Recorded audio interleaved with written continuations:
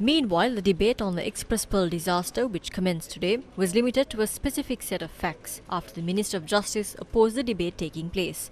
Minister of Justice Dr. Vijayadasa Rajapaksa, expressing his objection to the debate, said it is not ideal for a debate on Parliament to be conducted on a matter that is being heard in court.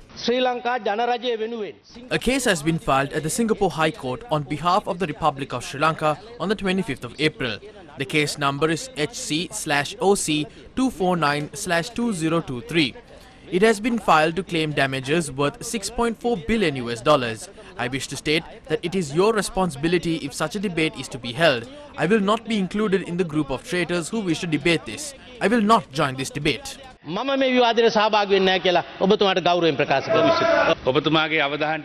wish to bring to your attention Standing Order 91E. It states, provided that the Speaker may allow such reference if he is of the opinion that there is no real or substantial danger or prejudice to the outcome of the judicial proceedings before court. The debate has been allowed because there is no impediment regarding it. The Attorney General's Department has intervened in all these issues. If he can ask Prasanna Ranatunga to name the law firm in Singapore that he has filed the case, he doesn't know.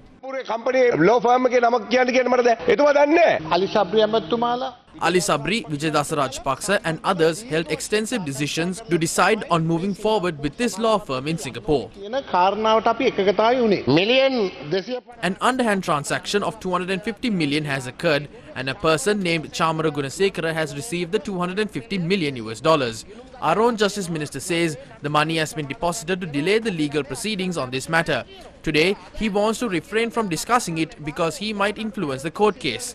When someone picks another man's pocket, the thief is also running with the people shouting, "That's the thief."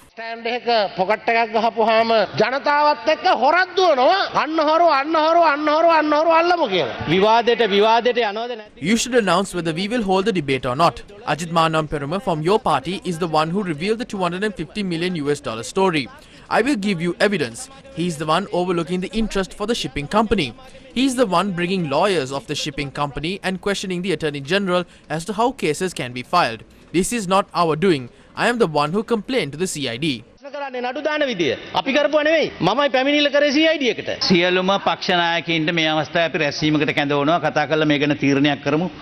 Parliament reconvened 1.5 hours later. Announcing the party leader's decision, the Speaker noted the debate can be carried forward in a manner that does not prejudice the legal proceedings, paying greater attention to the environmental aspect of the matter.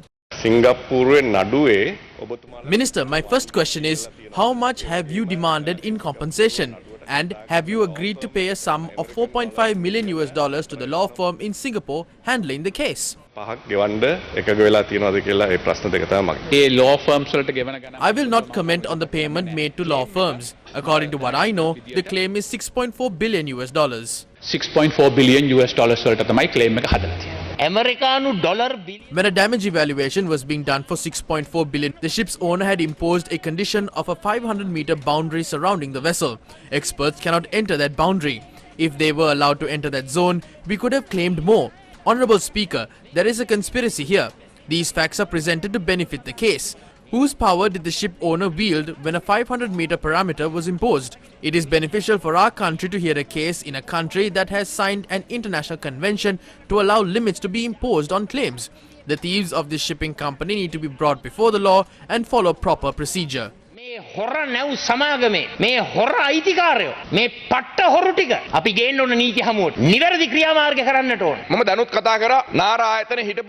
I spoke to the former Director General of NARA, Dr. Palitha.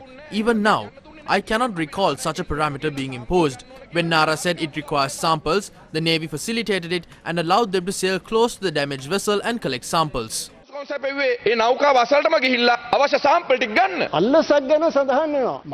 Talks of a bribe have come around. It's a massive bribe. That has allowed the case to be swept under the rug or to be delayed. Just anyone cannot make such an influence. Only someone with power can influence it in such a way. In Singapore, the case is being heard by judges and not a jury. Will their opinion change because of what a parliamentarian in Sri Lanka says? What a bogus argument is that? The shipping company is also a Singaporean one. Arjuna Mahendran is said to be residing in Singapore. When considering the legal matters we have with Singapore in the past, we have no trust that this will be heard impartially. ගැටලු දැක්කම අපිට නම් කිසිම විශ්වාසයක් නැහැ මේක ස්වාධීනව වෙනවා කියලා.